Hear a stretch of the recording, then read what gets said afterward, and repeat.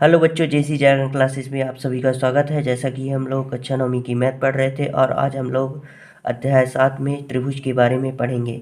जैसा कि कल हम लोग कुछ त्रिभुज के परिचय के बारे में जान चुके थे और आज हम लोग कुछ और बेसिक चीज़ों में जो त्रिभुज के बारे में जानेंगे। आप जैसी जागरण क्लासेस चैनल को लाइक शेयर और सब्सक्राइब जरूर करिए और बेल आइकन को जरूर दबाइए, जिससे आपको आगे की वीडियो का नोटिफिकेशन मिलता रहे। अगर आप लोगों को पीछे के क्वेश्चनों में प्रॉब्लम हो रही है तो आप सभी बच्चे कमेंट के माध्यम से हमें जरूर बताइए, जिससे उन क्वेश्चनों को वीडियो बनाकर और अच्छे से समझा सकूं। चलिए स्टार्ट करते हैं अब हम त्रिभुज की बेसिक चीज़ों के बारे में। देखिए बच्चों, अब हम लोग त्रिभुज की मध्यिकाओं के बारे में जानेंगे कि त्रिभुज की मध्यिकाएं कैसी होती हैं, इसके बारे में जानेंगे। तो चलिए पढ़ते हैं। त्रिभुज की मध्यिकाएं किसी त्रिभुज के एक शीर्ष को उसके सम्मुख भुजा के मध्य बिंदु से मिलाने वाले रेखाखंड को उसकी एक मध्यिका कहते हैं। क्या कहते हैं? उसकी एक मध्यिका कहते हैं। एक त्रिभुज की 3 मध्यिकाएं होती हैं। इसको समझते हैं कैसे। चलिए मान लीजिए यहाँ हम क्या माने ले रहे हैं, इसको ए, इसको बी, इसको सी माने ले रहे हैं। ठीक, अब इसमें बोला है किसी त्रिभुज के एक शीर्ष को, मान लीजिए हम ए शीर्ष को उसको मानते हैं, उसके सम्मुख, तो ए शीर्ष के सम्मुख कौन सी भुजा है? बीसी। कौन सी भुजा है? बीसी। उसके सम्मुख के मध्य बिंदु को मिलाने वाले, तो मध्य बिंदु को मिलाने वाले, जैसे देखिए मध्य बिंदु को मिला देंगे यहाँ से बीसी के मध्य बिंदु को, तो देखिए कैसे, जी बीसी के मध्य बिंदु एकदम, मतलब बीसी के मध्य बिंदु को मिलाने वाले रेखाखंड उसकी एक मध्यिका होती है। ये जो चीज़ें हैं यहाँ मान लीजिए हम क्या माने लेते हैं? टी। ये भुजा और ये भुजा, बीडी भुजा और डीसी भुजा क्या होंगी? आपस में बराबर होंगी। ठीक, एक रेखाखंड क्या खींचे? एडी, तो बीडी भुजा और डीसी भुजा क्या हो जाएंगी? आपस में बराबर हो जाएंगी। तो ये त्रिभुज ए बी सी की मध्यिका क्या हो जाएगी? शीर्ष ए से एडी एक मध्यिका हो जाएगी। इस पर त्रिभुज पर कितने मध्यिकाएं खींच सकते हैं हम लोग? जैसे एक शीर्ष लिए तो बीसी पर खींच दिए, और बी लेंगे तो कहाँ खींच देंगे? यहाँ खींच देंगे ऐसे। ठीक, और सी लेंगे, सी के सम्मुख भुजा कौन सी हो जाएगी? ए बी हो जाएगी, तो यहाँ से खींच देंगे। ठीक, ये खींच दिए। तो कितनी मध्यिकाएं खींच सकते हैं त्रिभुज में? 3 मध्यिकाएं खींच सकते हैं। ठीक, मध्य बिंदु पे मिलेगी, थोड़ा सा वो हो गया है। ठीक, तो त्रिभुज पे 3 मध्यिकाएं मिल गई। तो किसी त्रिभुज में कितनी मध्यिकाएं होती हैं? 3 मध्यिकाएं होती हैं, और ये आपस में क्या होंगे? बराबर होंगे। ये भुजाएं आपस में क्या होंगी? बराबर होंगी।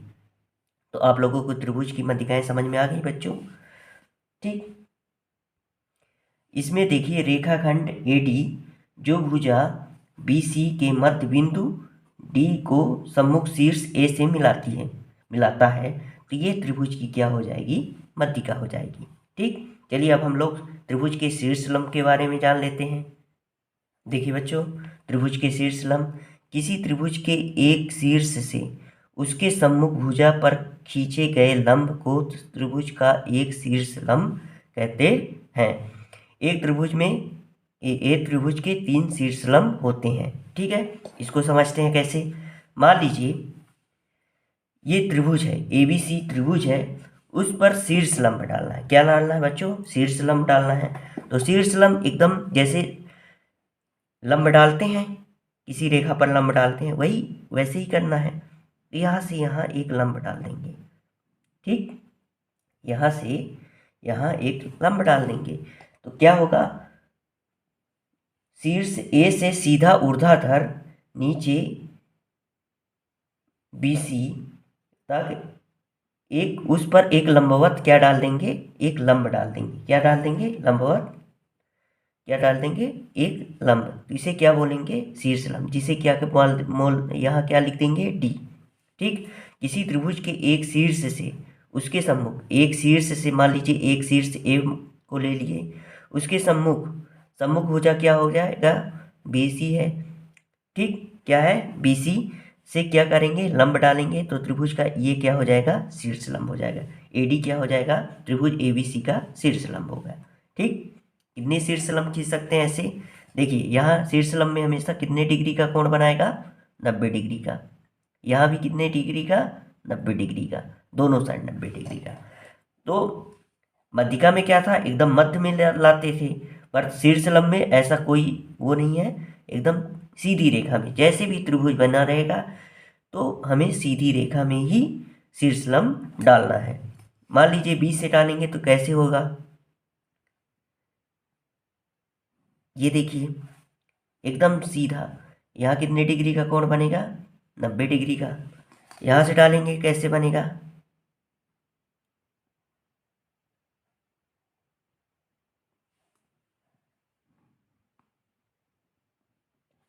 ये देखिए खींच दिए, यहाँ भी 90 डिग्री का कोण बनेगा और यहाँ भी 90 डिग्री का कोण बनेगा। तो मतलब क्या हो गया,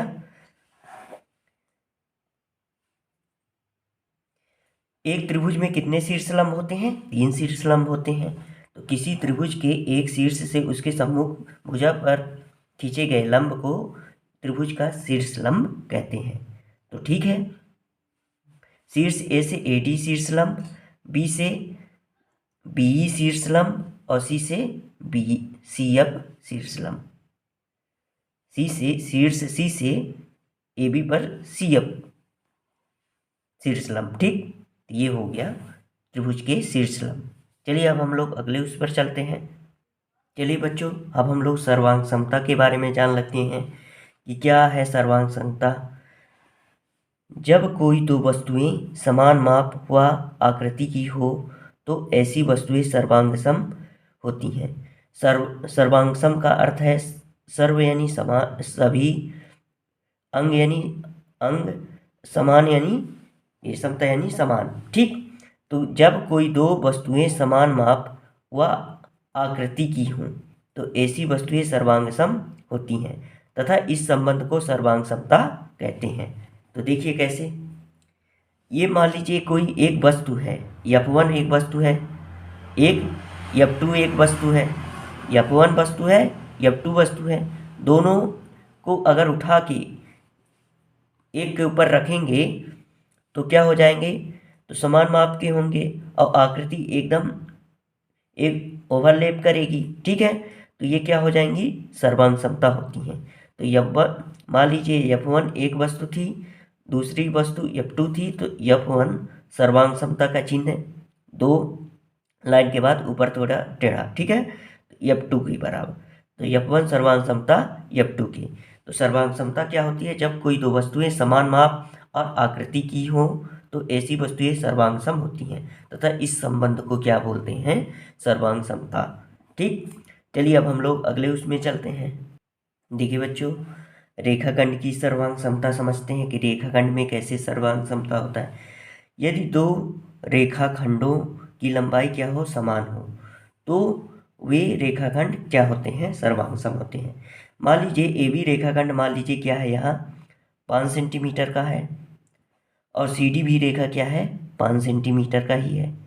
तो ये दोनों रेखाएं क्या होंगी, आपस में सर्वांग समता।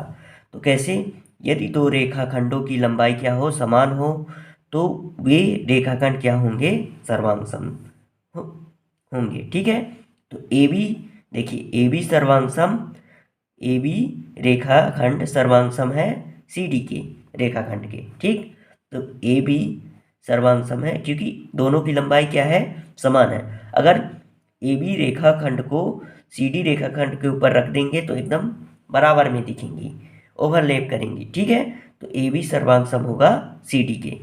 ठीक, चलिए अब अगले विषय में चलते हैं। देखिए बच्चों, कोणों की सर्वांग समता क्या होती है, जब कोई दो कोण समान माप के होते हैं तो दोनों कोण सर्वांग सम भी होते हैं। जब कोई दो कोण समान माप के होते हैं तो दोनों कोण सर्वांग सम भी होते हैं। कैसे, मान लीजिए ABC कोण कितना है, B पर 50 डिग्री का कोण बनाया है, PQR पर Q कोण पर कितने डिग्री का कोण बनाया है, 50 डिग्री का। तो दोनों कोण क्या होंगे, सर्वांग सम होंगे। ठीक, यदि जब कोई दो कोण समान माप के होते हैं तो दोनों कोण भी क्या होंगे, सर्वांग सम होंगे। जैसे कोण ए बी सी सर्वांग सम है। देखिए कोण ए बी सी सर्वांग सम है कोण पी क्यू आर के, कोण किसके, पी क्यू आर के। तो मान लीजिए यहाँ 50 डिग्री है तो 50 डिग्री ही होगा। अगर यहाँ 60 डिग्री होता तो यहाँ का कोण का मान भी क्या होता, 60 डिग्री ही होता। तो दोनों कोण क्या होने चाहिए, समान माप के होने चाहिए। अलग अलग होंगे, मान लीजिए यहाँ 50 है, यहाँ क्या है 60 है, तो दोनों सर्वांग सम नहीं होंगे। जब जब तभी होगा सर्वांग सम जब दोनों कोण क्या होंगे, आपस में समान होंगे। तो कोण ए बी सी, मतलब कोण ए बी सी में ये जो बी वाला है, देखिए बी में है कोण, तो बी वाला ही माना जाएगा। और कोण पी क्यू आर में देखिए क्यू बीच में है, तो बीच वाले को ही कोण मानते हैं इसमें। ठीक, तो कोण ए बी सी सर्वांग सम होगा कोण पी क्यू आर के। ठीक, चलिए उसमें चलते हैं और आगे देखिए। अब हम लोग पढ़ेंगे त्रिभुजों की सर्वांग समता। किसको, त्रिभुजों की सर्वांग समता। चलिए बच्चों पढ़ते हैं। यदि दो त्रिभुज एक दूसरे की प्रतिलिपियां हों, माने एक दूसरे के समान हो और एक दूसरे के ऊपर रखे जाने पर वे एक दूसरे को आपस में पूर्णतया क्या हो, ढक लें।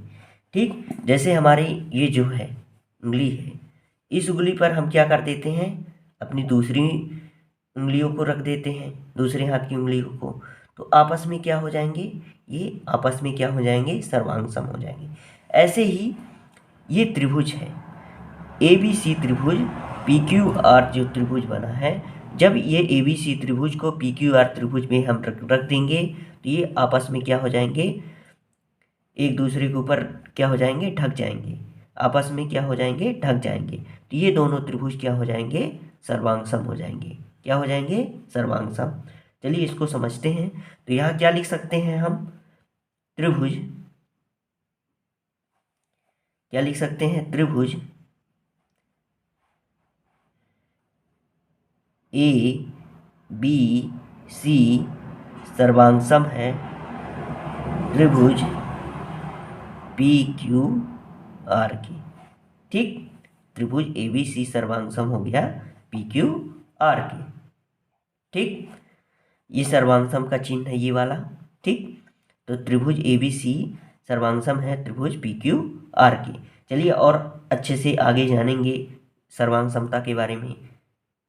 ठीक बच्चों, तो त्रिभुज ए बी सी सर्वांग सम है पी क्यू आर के, ये है। ठीक, तो यहाँ देखिए, मान लीजिए दो त्रिभुज सर्वांग सम होते हैं जब उनके संगत भाग भी क्या होते हैं, समान होते हैं। यहाँ के कोण का मान, यहाँ की भुजा इस भुजा के बराबर होगा, यहाँ की भुजा इस भुजा के बराबर हो जाएगा, ये भुजा इस भुजा के बराबर हो जाएगा।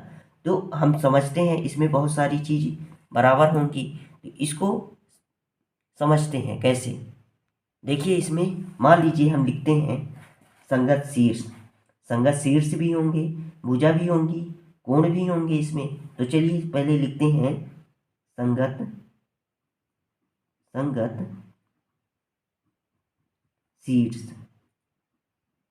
क्या, संगत शीर्ष। ठीक, कैसे संगत शीर्ष, कौन कौन सी संगत शीर्ष, ए शीर्ष पी शीर्ष के बराबर है। ठीक, ए शीर्ष जो है और पी शीर्ष, ठीक, दोनों में ए शीर्ष और पी शीर्ष, इसमें बी शीर्ष और क्यू शीर्ष, क्योंकि संगत भाग संग भी क्या होते हैं, समान होते हैं। तो बी शीर्ष जो है और क्यू शीर्ष को, ठीक, जब हम इसको उठा के ए बी सी त्रिभुज को उठा के पी क्यू आर में रखेंगे तो ए की जगह में पी की जगह में ए आर दिखेगा और बी की जगह में क्यू की जगह में बी दिखेगा, आर की जगह में सी दिखेगा। तो ऐसे ही समझ लेते हैं, तो सी और आर। ठीक, संगत शीर्षों पे अब संगत भुजाएं भी लिख लेते हैं। संगत, संगत भुजाएं।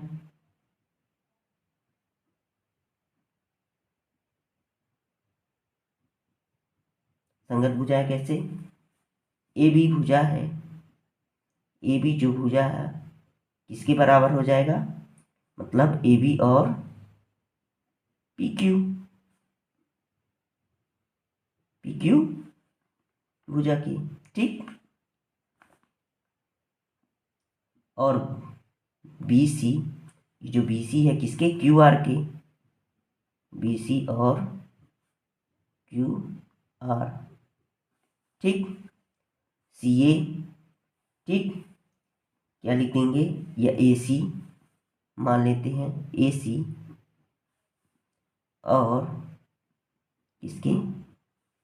पी आर के। ठीक। ये हो गया। तो संगत शीर्ष हम समझ लिए कैसे? ये शीर्ष इसके बी शीर्ष क्योंकि सी शीर्ष आर के। तो संगत भुजाएं भी लिख लिए, ए बी पी क्यू के, बी सी जो है क्यू आर के और ए सी जो है पी आर के। ठीक। संगत कोण समझ लेते हैं। संगत कोण कौन से? कोण ए और किसके? कोण पी के। ठीक।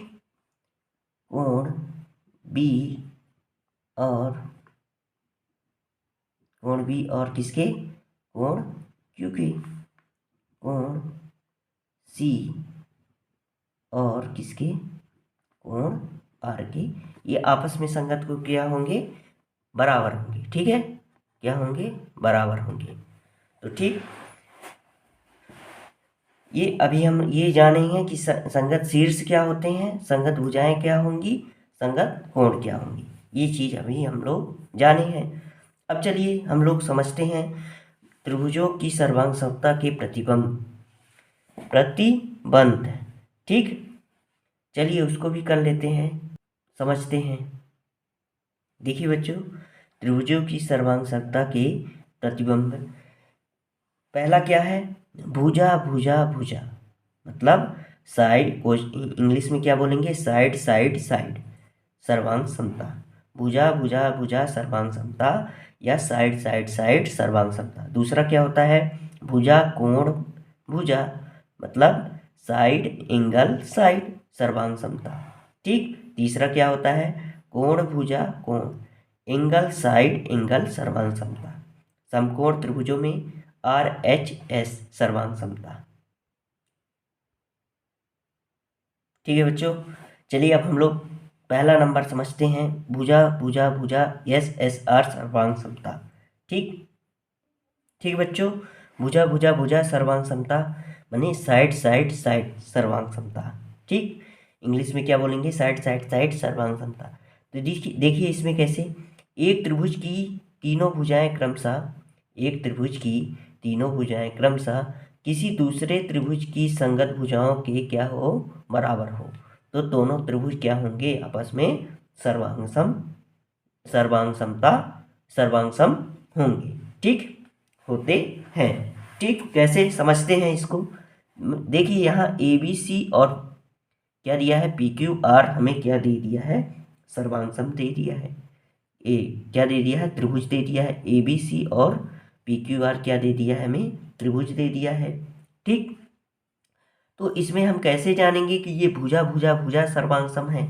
ठीक, तो कैसे जानेंगे? तो हम इसकी देखिए, ए बी की लंबाई कितनी है? यहाँ ए बी की लंबाई कितनी है? ये लंबाई किसके बराबर है? ये वाले की। ठीक। बी सी बराबर कितने किसके है? पी क्यू के। तो मतलब यहाँ ये वाली भुजा, ये वाली भुजा के बराबर है, क्योंकि 7 सेंटीमीटर यहाँ भी है, 7 सेंटीमीटर यहाँ भी है। 3 सेंटीमीटर था तो यहाँ 3 सेंटीमीटर। और ये भुजा जो है, ये वाली भुजा किसके बराबर है? 6 सेंटीमीटर के। यहाँ 6 है तो यहाँ भी 6। ठीक, तो ये हो गया। तो अब हमें सर्वांग समता मान लीजिए, यहाँ लिख दिया त्रिभुज, क्या लिख दिया? त्रिभुज ए बी सी सर्वांग सम किसके होगा। अब हमें दिख गया कि यहाँ जो तीनों भुजाएं क्या है, आपस में बराबर हैं। पर दोनों त्रिभुज में तीनों भुजाएं आपस में क्या है, बराबर है। ए बी बराबर है किसके, पी आर के।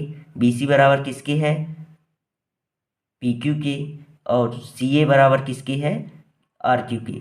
ठीक, ये हमें पता हो गया। पर यहाँ लिख दिया, मान लीजिए ए बी सी सर्वांग किसके होगा। तो जब तीनों भुजाएं बराबर हैं तो भुजा भुजा भुजा सर्वांग तो होगा। पर लिखेंगे कैसे, क्योंकि तीनों भुजाएं क्या है, आपस में बराबर हैं दोनों त्रिभुज में। तो ये भुजा भुजा भुजा सर्वांग समता होगा। पर कैसे, त्रिभुज ए बी सी लिखा है, तो त्रिभुज ए में ए से बी जाने में कौन तीन 3 सेंटीमीटर में गए, माने 3 सेंटीमीटर लंबाई वाले में गए। फिर बी सी से गए ए बी, और बी सी गए तो कहाँ 7, और सी ए गए तो 6 सेंटीमीटर। तो यहाँ भी ऐसे ही रखेंगे। तो त्रिभुज ऐसे नहीं लिख देंगे कि त्रिभुज P Q R, A B C सर्वांग सम है पी क्यू आर, क्योंकि यहाँ ए से बी में 3 सेंटीमीटर तक गए थे। ठीक नहीं, ये ऐसे गलत हो जाएगा। तो हमें यहाँ से भी कैसे जाना होगा, 3 सेंटीमीटर से ही स्टार्ट करना होगा, फिर 7 में जाना होगा, फिर 6 में जाना होगा। ठीक, तो ए बी गए तो यहाँ आर क्यू आर पी जाएंगे, क्योंकि आर से पी की दूरी कितनी है, 3 सेंटीमीटर, तो आर। ठीक, फिर हमें 7 सेंटीमीटर की दूरी तय करनी है, तो यहाँ क्यू पी, तो पी क्यू, तो यहाँ क्या हो जाएगा, P R P Q, R P R P Q. ये क्या हो जाएगा हमारा सर्वांग सम। त्रिभुज ए बी सी का सर्वांग सम क्या हो जाएगा, त्रिभुज आर पी क्यू। ठीक, ये सर्वांग सम होंगे किसका, भुजा भुजा, क्योंकि ये भुजा इस भुजा के बराबर, ये भुजा इस भुजा के बराबर, ये भुजा इस भुजा के बराबर, मतलब side side side side side side. ठीक, तो भुजा भुजा भुजा सर्वांग सम होगा। ठीक, समझ में आ गया। अगर आप लोगों से ये समझ में नहीं आ रहा है सर्वांग समता, तो आप सभी बच्चे कमेंट के माध्यम से हमें ज़रूर बताइए, जिससे इन इन माने सर्वांग समता को अगली वीडियो में और अच्छे से समझा सकें। ठीक है, चलिए अब हम लोग अगले उसमें सर्वांग समता पर चलते हैं।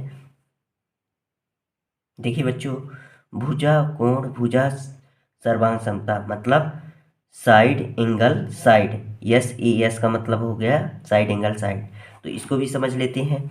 एक त्रिभुज की दो भुजाएं और उनके अंतर्गत कोण, दूसरे त्रिभुज की संगत दो भुजाएं और उनके अंतर्गत कोण के क्या हो, बराबर हो, तो वे दोनों त्रिभुज क्या होंगे, भुजा कोण भुजा सर्वांग सम, प्रतिबिंब में सर्वांग सम होंगे। ठीक, यहाँ देखिए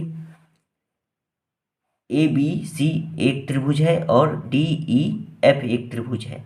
कौन सी त्रिभुज, ए बी सी डी त्रिभुज है, और एक दूसरी त्रिभुज क्या है, डी ई एफ त्रिभुज है। तो ए बी की लंबाई कितनी है, 7 सेंटीमीटर है।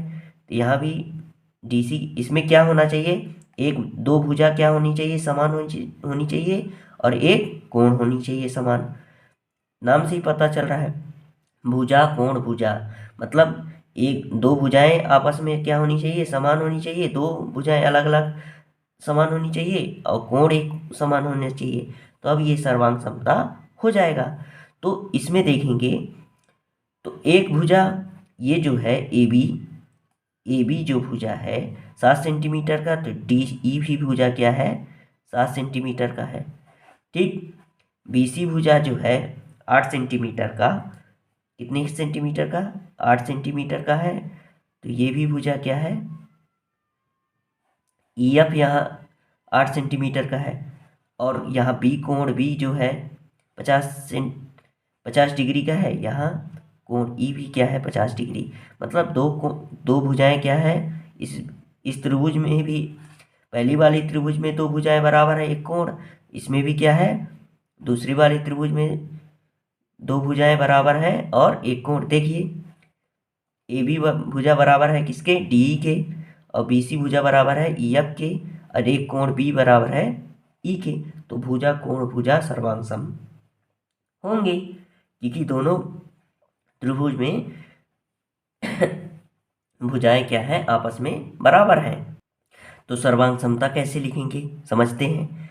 त्रिभुज ए बी सी सर्वांग सम होगा।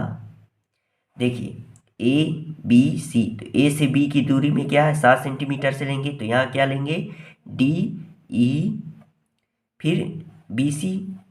देखिए भुजा फिर कोण फिर भुजा आता है, तो भुजा कोण भुजा, तो यहाँ क्या हो जाएगा त्रिभुज डी ई और एफ। 7 सेंटीमीटर से चलना, अगर यहाँ 8 सेंटीमीटर होता, यहाँ 7 सेंटीमीटर, तो फिर हमें ऐसे ऐसे चलना होता। ठीक है, तो त्रिभुज एबीसी सर्वांग सम हो जाएगा त्रिभुज डीई एफ के। किसकी सर्वांग समता है, भुजा कोण भुजा। देखिए भुजा कोण भुजा, यहाँ भी भुजा कोण भुजा, ये भी 7 सेंटीमीटर का, ये भी 7 सेंटीमीटर का भुजा। कोण तो कोण बराबर है, और ये भुजा इस भुजा के बराबर है, तो ये भुजा कोण भुजा सर्वांग समता है। चलिए अब हम लोग अगले उसमें चलते हैं।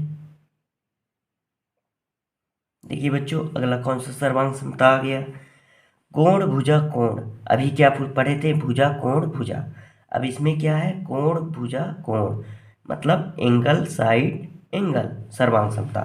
ठीक, एक त्रिभुज के दो कोण और उसके अंतर्गत भुजा दूसरे त्रिभुज के संगत कोणों और उसके अंतर्गत भुजा के क्या हो बराबर हो, तो दोनों त्रिभुज एंगल साइड एंगल प्रतिबंध से सर्वांग सम होते हैं। तो देखिए क्या लिखा है, एक त्रिभुज के दो कोण, एक त्रिभुज के दो कोण ये दिया है, और उसके अंतर्गत भुजा, इन दोनों त्रिभुज के इन दोनों कोण के बीच एक संगत भुजा क्या है BC।